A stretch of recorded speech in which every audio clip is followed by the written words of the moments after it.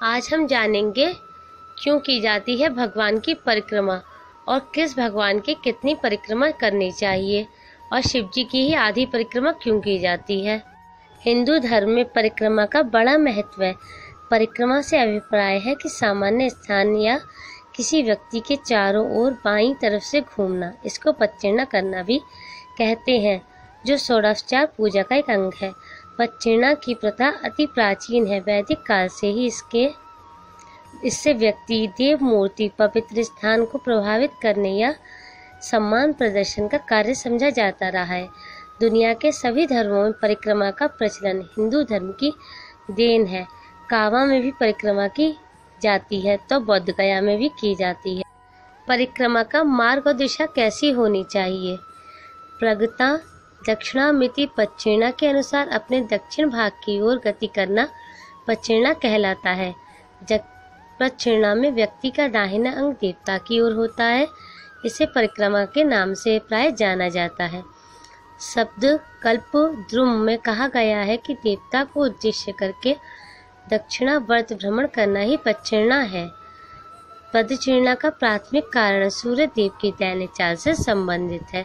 जिस तरह से सूर्य प्रातः पूर्व में निकलता है, दक्षिण के मार्ग से चलकर पश्चिम में अस्त हो जाता है, उसी प्रकार वैदिक विचारकों के अनुसार अपने धार्मिक कृत्यों को बाधा विघ्न विहीन भाव से संपादनार्थ पदचिह्न करने का विधान किया गया। शतपथ ब्राह्मण में पदचिह्न मंत्र स्वरूप कहा भी गया है, सूर्य के समान यह हमारा पवित्र कार्य पूर्ण हो। पदचिह्न का दार्शनिक महत्व भी होता है। इसका दार्शनिक महत्व यह है कि संपूर्ण ब्रह्मांड का प्रत्येक ग्रह नक्षत्र किसी न किसी तारे की परिक्रमा कर रहा है। यह परिक्रमा ही जीवन का सत्य है। व्यक्ति का संपूर्ण जीवन ही एक चक्र है। इस चक्र को समझने के लिए ही परिक्रमा जैसे प्रतीक को निर्मित किया गया है। भगवान में ही सारी सृष्टि समाई है, उनसे ही सब उत्पन्न हुए हैं। हम उनकी परिक्रमा लगाकर यह मान सकते हैं कि हमने सारी सृष्टि की परिक्रमा कर ली है। परिक्रमा का धार्मिक और वैज्ञानिक महत्व भी है। हमारे शास्त्रों में बताया गया है कि किस देवी देवता की कितनी परिक्रमा करनी चाहिए और उनकी परिक्रमाओं से हमें क्या शक्ति मिलती है। सभी देवी देवताओं की परिक्रमा की संख्या अलग अलग बताई गई है। जैसे दुर्गा जी की 1, सूर्य देव की 7, गणेश जी की 3, विष्णु भगवान की 4 और शिव जी की आधी पदचिह्न करनी चाहिए। इसका उल्लेख हमें नारद पुराण में मिलता है। तिलक लगाने के बाद यज्ञ देवता अग्नि या वेदी की 3 पदचिह्न परिक्रमा करनी चाहिए। ये 3 पदचिह्न जन्म, जरा और मृत्यु के विनाश हेतु तथा मन, वचन और कर्म से भक्ति की प्रतीक रूप बाएं हाथ से दाएं हाथ की तरफ लगाई जाती हैं। श्री गणेश की 3 परिक्रमा ही करनी चाहिए, जिससे गणेश जी भक्त को रिद्धि सिद्धि सहित समृद्धि का वर देते हैं।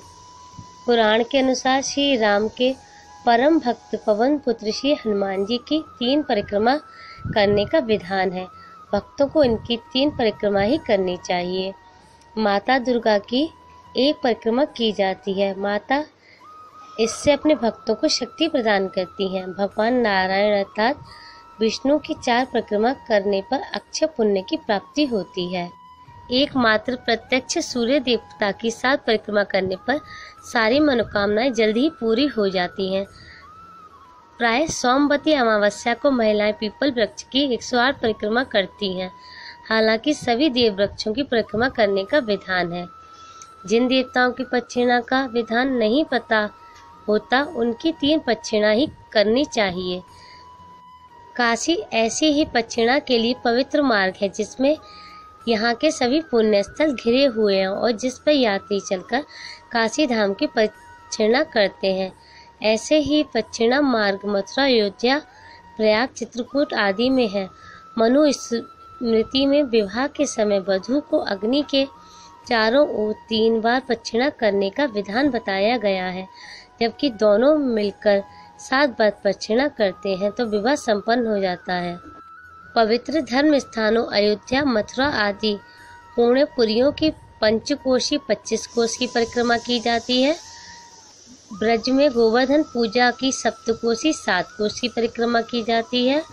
ब्रह्ममंडल की 84 कोस की, नर्मदा जी की अमरकंटक से समुद्र तक 6 मासी और समस्त भारत खंड की वर्षों में पूरी होने वाली इस प्रकार की विशेष परिक्रमाएं भूमि में पद पद पर दंडवत लेटकर पूरी की जाती हैं।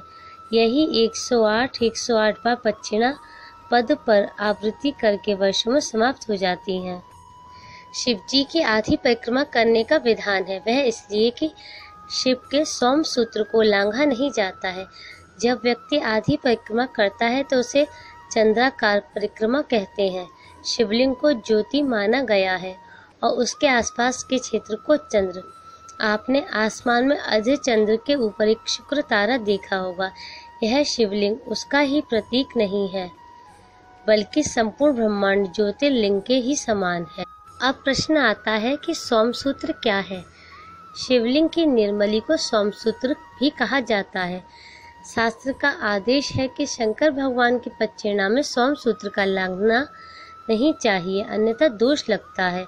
सोमसूत्र की व्याख्या करते हुए बताया गया है कि भगवान को चढ़ाया गया जल जिस ओर से गिरता है वहीं स्थान को सोमसूत्र कहा जाता है। क्यों नहीं लांघते हैं सोमसूत्र को? सोमसूत्र में शक्ति का स्रोत होता है, तथा उसे लांघते समय पैर फैलाते हैं और वीर निर्मित और 5 अंतस्थ वायु के प्रभाव पर विपरीत प्रभाव पड़ता है। इससे देवदत्त और धनंजय वायु के प्रभाव में रुकावट पैदा हो जाती है, जिससे शरीर और मन पर बुरा असर पड़ता है। तथा शिव की अर्धचंद्रा का दक्षिणा ही करने का शास्त्र का आदेश है। सोमसूत्र को कब लांघ सकते हैं? शास्त्रों में अन्य स्थानों पर मिलता है कि तृण, काष्ठ, पत्ता, पत्थर, ईंट आदि से ढके हुए सोमसूत्र को लांघने से दोष नहीं लगता, लेकिन शिव सव्यार्ध्य दक्षिणा का मतलब शिव की आधी दक्षिणा करना ही है। शिवलिंग की परिक्रमा किस ओर से करें? भगवान शिव की शिवलिंग की परिक्रमा हमेशा बाईं ओर से शुरू कर जलाधारी के आगे निकले हुए भाग यानी जल स्रोत तक जाकर फिर विपरीत दिशा में लौटकर दूसरे सिरे तक आकर परिक्रमा पूरी करनी चाहिए। भगवान की परिक्रमा करते वक्त कुछ बातों का विशेष ध्यान रखें। जैसे जिस देवी देवता की परिक्रमा की जा रही है उनके मंत्रों का जाप करना चाहिए। भगवान की परिक्रमा करते समय मन में बुराई, क्रोध, तनाव जैसे भाव नहीं होने चाहिए। परिक्रमा नंगे पैर करनी चाहिए। परिक्रमा करते समय बातें नहीं करनी चाहिए। शांत मन से परिक्रमा करें। परिक्रमा करते समय तुलसी, रुद्राक्ष आदि की माला पहनेंगे तो बहुत ही शुभ रहेगा। भगवान की परिक्रमा का धार्मिक महत्व ही नहीं बल्कि वैज्ञानिक महत्व भी है। पूजा करते समय देवी देवताओं की परिक्रमा की जाती है। शास्त्रों में बताया गया है कि भगवान की परिक्रमा से अक्षय पुण्य मिलता है और पाप नष्ट हो जाते हैं। इस परंपरा के पीछे धार्मिक महत्व के साथ साथ वैज्ञानिक महत्व भी है। जिस मंदिर में पूरे विधि विधान के साथ देवी देवताओं की मूर्ति स्थापित की जाती है वहां मूर्ति के आसपास दिव्य शक्ति हमेशा सक्रिय रहती है। मूर्ति की परिक्रमा से उस शक्ति से हमें ऊर्जा मिलती है। इस ऊर्जा से मन शांत होता है। जिस दिशा में घड़ी की सुई घूमती है उसी दिशा में ही परिक्रमा करनी चाहिए, क्योंकि देवीय ऊर्जा का प्रभाव भी इसी प्रकार रहता है। परिक्रमा को लेकर हम सभी के मन में जितने सवाल थे उन सभी के जवाब हमें मिल गए हैं। हमें जितनी नॉलेज थी वो हमने आपके साथ शेयर की। उम्मीद है आपको हमारी वीडियो पसंद आई होगी। हमारी वीडियो को लाइक करें और शेयर करें, क्योंकि ज्ञान बांटने से ही बढ़ता है। यह ज्ञान जितने लोगों तक जाएगा वह उतनी ही गलतियां नहीं करेंगे परिक्रमा करते में। और प्लीज़ हमारे चैनल के श्री राधे कृष्ण श्रृंगार को सब्सक्राइब करें। Thanks for watching. Radhe Radhe.